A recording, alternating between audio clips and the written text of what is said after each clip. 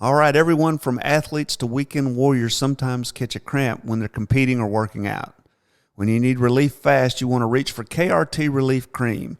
Just rub a little where it hurts, and KRT's patented technology works quickly to calm the nerves that are causing the cramps.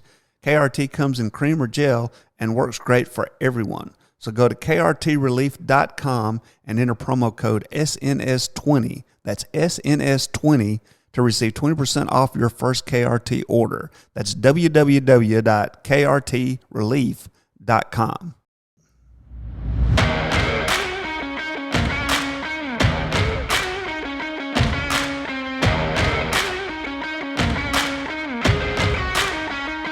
All right, welcome back. krtrelief.com. Promo code is SNS20. Be sure to get in there and get yours tonight. I tell you what, it helps me in the middle of the night if I get cramps. Both my lower calves cramp every now and then because apparently I don't drink enough water. I have some of that sitting by my bed. It works. It absolutely works, and everybody should try it out. Okay, so now we bring to our microphones B-Ray joining us from the Common Fan. B-Ray, we're back in the swing of college football again. We celebrated the fact that the season was half over last week and now on the brink of the first playoff poll. Does it come out this week or does it come out after this week? I think maybe after this week, because usually they have a big deal about it on television, have a show. I haven't seen anything this week, but I've been a little bit out of touch with TV. But I think it's somewhere around this time of year, though. Okay. Well, so I'm going to give you a little dose of our top 25. Actually, I'm just going to give you the top 10. Speaking sports top 10 this week, Georgia at 1, Iowa at 2, Oklahoma at 3, Kentucky 4, Cincinnati at 5, Michigan 6, Michigan State at number 7, Oklahoma State at 8, Alabama in at the first one-loss team at 9, and Penn State is the second one-loss team at number 10. And I just put a lot of stock in being undefeated. You can't control your schedule once the season starts. These schedules are made years in advance. You don't know who's going to be good or how good they're going to be or, whatever. Case in point, Kentucky's in the top 10 right now, top 5, top 4. What say you about that top 10? Yeah, it looks pretty that's pretty accurate for what's happening this season.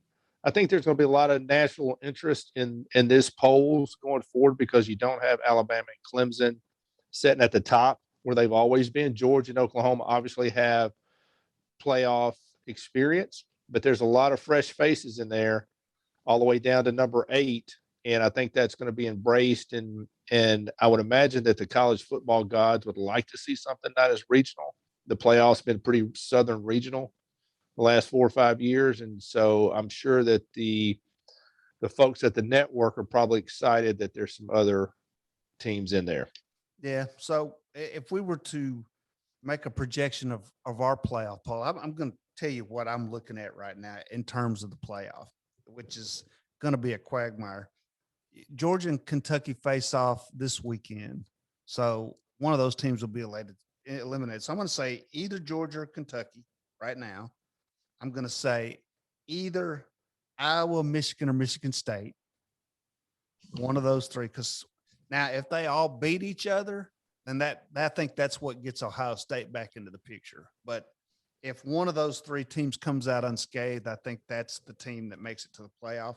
And then I think Cincinnati makes it because, like I say, they got a couple of top 10, top 25 wins. They got some quality wins. They're going to have to let them in there. And it's probably going to be at the expense of an Alabama or an Ohio State or Penn State or somebody with a high pedigree, somebody that's branded. And if that happens, then I think I think no matter what happens, this year is going to be the year that tips the scale for expanding the playoff to at least 8 teams, maybe 12. So that only leaves us 3 teams. So then, you look at the rest of the top 25, you still got Oklahoma. I left Oklahoma out of that. So Oklahoma would be my 4th team. Mm-hmm. So it's either Georgia or Kentucky. So this is my playoff depth chart. Georgia or Kentucky at 1, Iowa, Michigan, Michigan State at 2, Cincinnati at 3, and Oklahoma at 4. I don't disagree with that. I'm not sure Georgia falls out of this if they lose to Kentucky this weekend. I think they're going to fall back into that 5 to 6 range with the ability to still kind of play their way in it. If Kentucky runs the table, which would be a chore in itself, considering that Kentucky's really not, I don't think they have the depth to be that kind of dominant. They're off to a good start, but let's their 2 key wins are against Florida, who's got 2 losses, and LSU's got 3 losses. And so those are both quality wins, but they really haven't, in my opinion, beaten a solid one of these elite programs. And so I'm not sure if Georgia, if they lose this week's out of it. I think Ohio State's definitely out. Alabama, I guess they could play their way back in if they win them all out here and beat Georgia or Kentucky in the championship game. They could possibly play their way into it.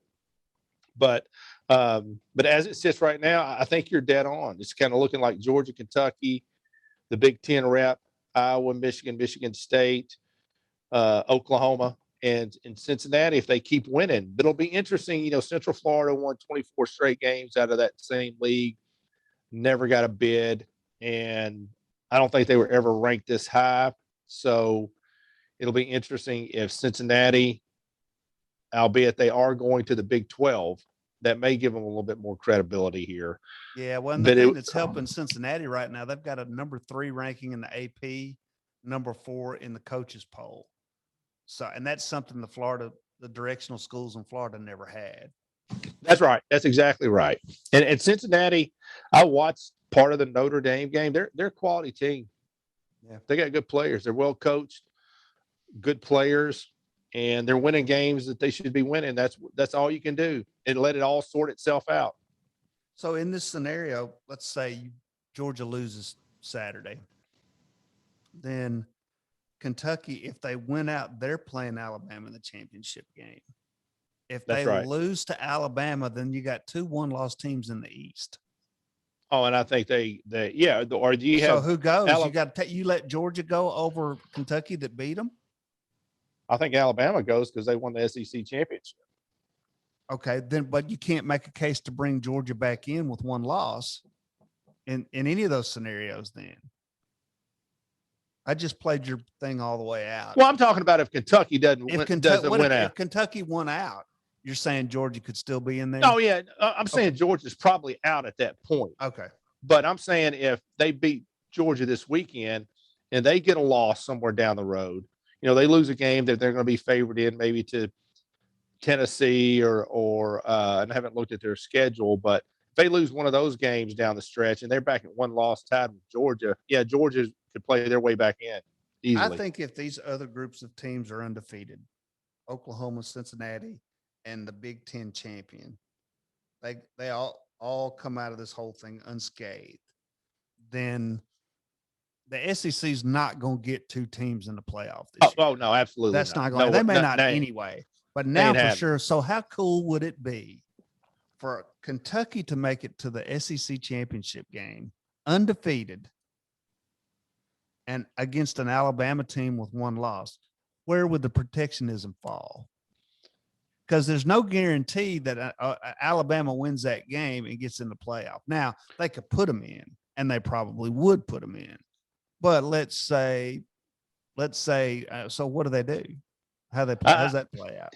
Yeah, I think everybody's on their own at that point because the SEC is going to get one of those in. I don't think they really care. Now, what kind of influence does the network have in the room? Who do they want? That's the $1 million question, obviously, or the $30 million question, however right. you put it.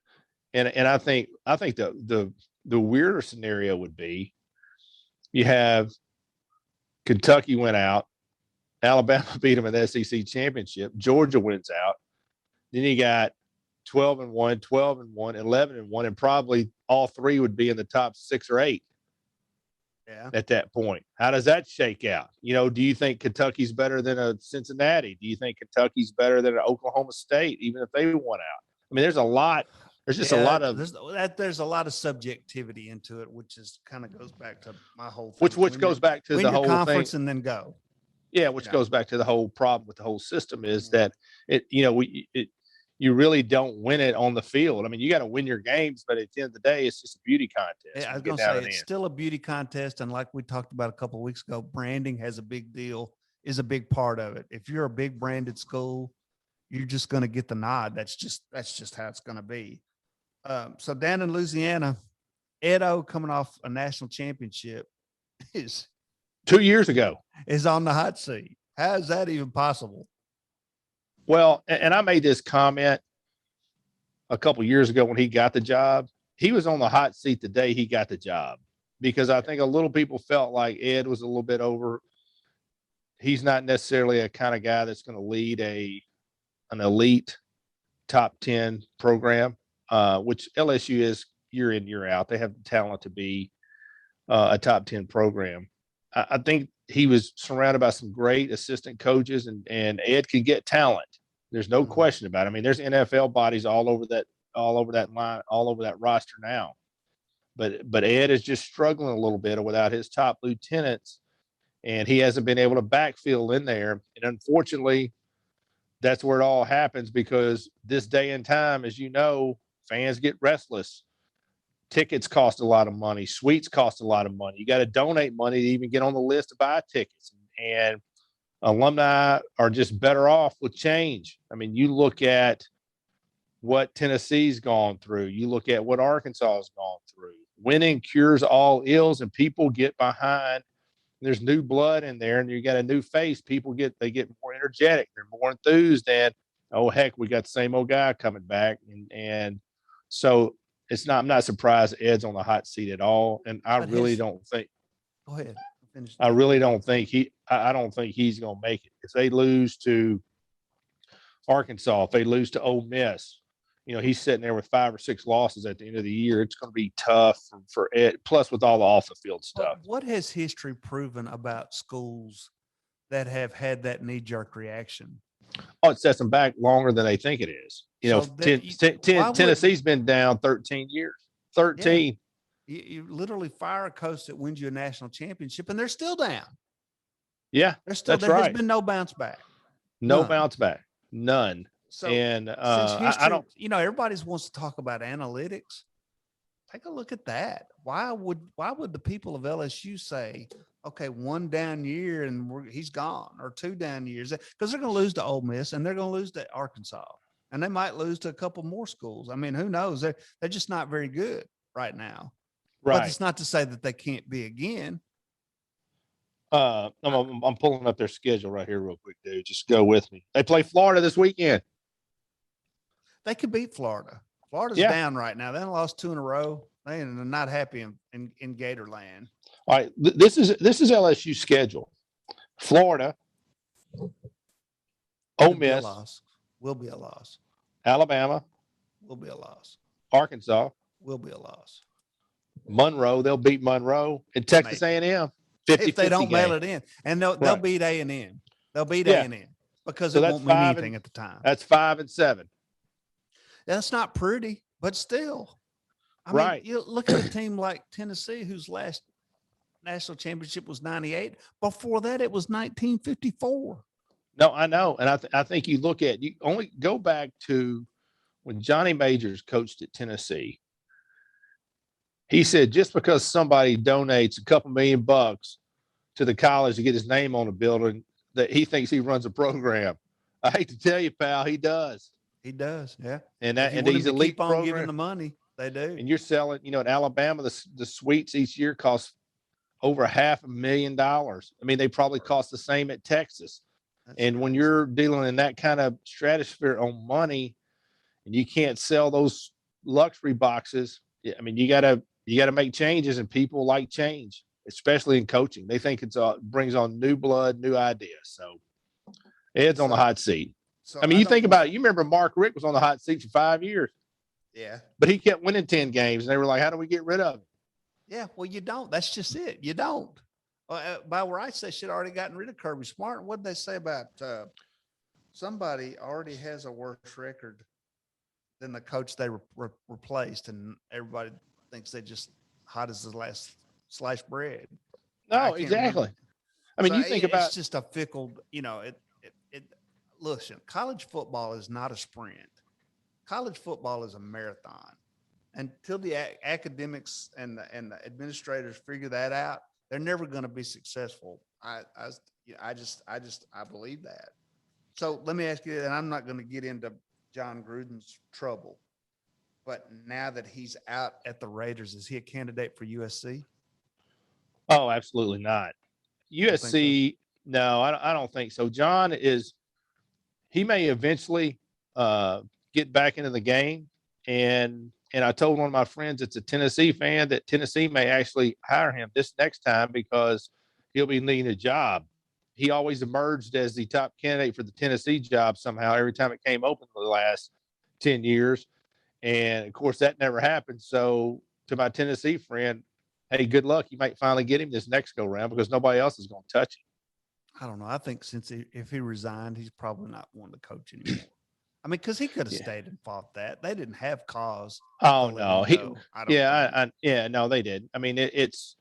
I mean, there's guys. Let's be honest. There's guys in NFL that have been convicted of domestic violence, DUIs, other felonies when they were younger and they're playing, and now we're firing somebody for saying something 10 years ago that may make somebody uncomfortable. I think it's ridiculous. Well, here's the thing, and then this is a big if, but if everybody was held to the same standard, nobody could survive everything they've said Oh or no, written in their no, past. Nobody. no, If we're no all one. held to the same standard. So, But our I hate, culture is the way it is now. We're not. So that's just the way it is. well, you do have to watch what you say. So, Well, all you right, know, cool. and I've got one more comment on that. And I will say this: John Gruden, he's been high profile Oh yeah. in NFL circles for 20 years. He helped create the monster that it is, and so eventually it will eat its own, and it ate him. Yeah.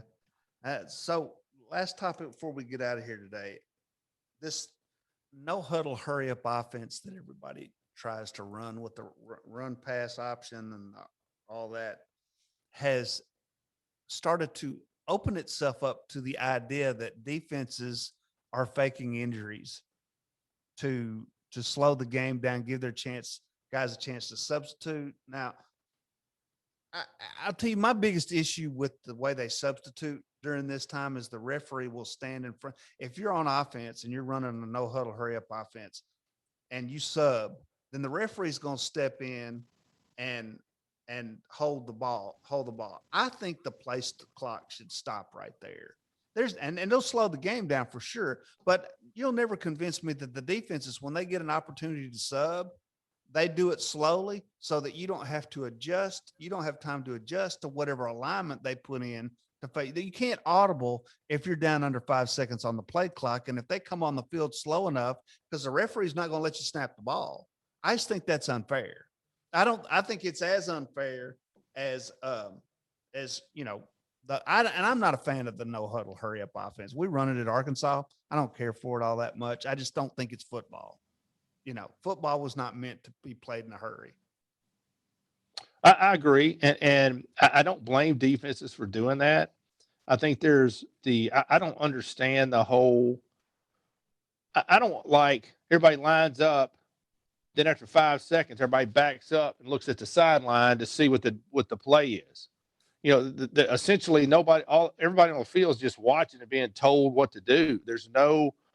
They're taking player decision making out of the game. I don't know why, because the players are smarter than they've ever been. They're better athletes, and technology's better than it's ever been. As smart I as the just players are, the coaches still think they're smarter. no, I know, and the coaches are developing the game plan, so they are smarter to some extent, I think. But I don't get anything about the modern game. I don't get the hurry up, and I damn sure don't get backing up, lining up, getting everybody set, then backing up, and everybody staring at the sideline for 8 seconds to wait on somebody to call in another play. To me, that's not even no huddle. It's just a huddle. Yeah. But everybody's looking at the coach instead of the quarterback. Well, and what it's the same as a huddle. Is they rock back and forth they hurry to the line without substituting, trying to catch you in a mismatch, right? So what happens though is if I'm running hurry up and I'm just coming to the line and run plays and I hit 3 chunk yardage plays in a row, that's when the defense is prone to fake the injury, to stop you from that momentum, because you hit 2 or 3 big chunk plays in a row. That's momentum. You're out of sorts and you're gassed and you're chasing the guy around. You got to have a break and you don't want to take a timeout. So you just, it was said that Lane Kiffin had specific players that were told, when you get a sign from the sideline, you got to go down. And that's what they were doing. Now, whether or not they were down, I don't know how you accuse somebody of fake of an injury if they're in an injury, but when they walk them off and they're dancing on the sideline on the next play, that's probably a faked injury. And I don't know how you police that. Well, they get charged a timeout if you got one, or you lose. If you're losing, they do clock time runoff. But players on offense and defense have been, faking injuries at the end of games since they've been playing the game, since they started with the whole clock management type stuff to either catch a break, get set, whatever. Nowadays, it's faking injuries to catch your breath because you just got gassed for 3 straight big plays. Offensive used to commit penalties on purpose so the clock would stop, or, some offensive tackle would hit the ground like his knee. I mean, it's happened. It's always happened. The only way you can really police it is just continue to just punish. You figure out how you punish somebody. Okay, if you're going to fake an injury. Now, the odd thing about the Ole Miss game the other day, there's right at the end of the game, the clock was stopped and the guy was standing up, and then he just fell down. Yeah, and so over. Then they come out and they start kind of working on his calf like he's cramping or whatever. Well, I don't know if he's cramping or not, but there's no benefit there for Ole Miss. The clock stopped. Arkansas was they were up to the line of scrimmage, but they were doing that where everybody was looking at the sideline. It was just, I don't see any benefit there other than, okay, maybe everybody got an extra 10-second blow. Or if they had an alignment mismatch and they saw it from the sideline and they signal in for the guy to go down and he went down, because otherwise they were about to get caught.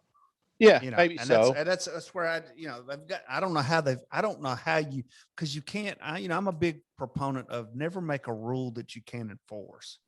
So I don't know what rule you come up with for that. Not a whole lot going on really in terms of big games this weekend. Obviously the game of the week is going to be Kentucky, Georgia. Ole Miss and Tennessee are going to have a big matchup up in Knoxville. I think Tennessee's got a chance to win that game. They're even at 4-2, 2-1 in SEC play, but Ole Miss, I've told everybody that would listen, Ole Miss expended an extreme amount of emotion in that Arkansas game last week. I mean, jumping around and high-fiving and all that yelling and screaming Matt Corral was done. And even in Arkansas's effort, it was not we're pumped up, we need the emotion to be as good as we are. They were just all businesslike and came up a point short. I think Ole Miss probably expended what they have left in their emotional bucket, and I think Tennessee beats them this weekend. I'm hammering Tennessee money line. I don't disagree with that at all. That was a big game for Ole Miss, and they went all in on it. And I think what's interesting is they went all in on it, and they weren't even controlling their own fate at the end. I mean, they were playing defense, but at the end of the game, Arkansas scores, chooses to go for 2, which I thought was the exact right call. I didn't like the play. I think they should have probably tried to get the ball into Jefferson's hand for RPO. And they admitted that after the game, or at least the coach did, to the locker room, and said, we thought we made the right call going for it. We just didn't execute it again, and that was on me. So the coaches they played a great game. They had over 600 yards of total offense. KJ Jefferson outplayed Matt Corral. I would have turned around and handed it to Rocket Sanders. I don't know where that guy comes. I don't know where he came from. They recruited him as a wide receiver, but he's built like Darren McFadden. He was averaging 6-7 yards a carry. I think right there, the way they had him spread out, had they given him the ball, he would have just muscled his way in the end zone. I agree. They could have tackled him, but hindsight's 2020. You know how it is. All right, well, that's going to do it for Speaking Sports this week. Thank you, B-Ray, for coming on and joining me. Enjoy watching the games. I'm headed to Fayetteville, going to check out a little of the Arkansas-Auburn game this weekend. We'll see you next week. Until then, I hope you have fun watching these games, because they're not going to last that much longer. And we're going to look up, it's going to be February, and we're going to be watching polo or something like that. Basketball. All right, we'll see you next week. Thanks for watching.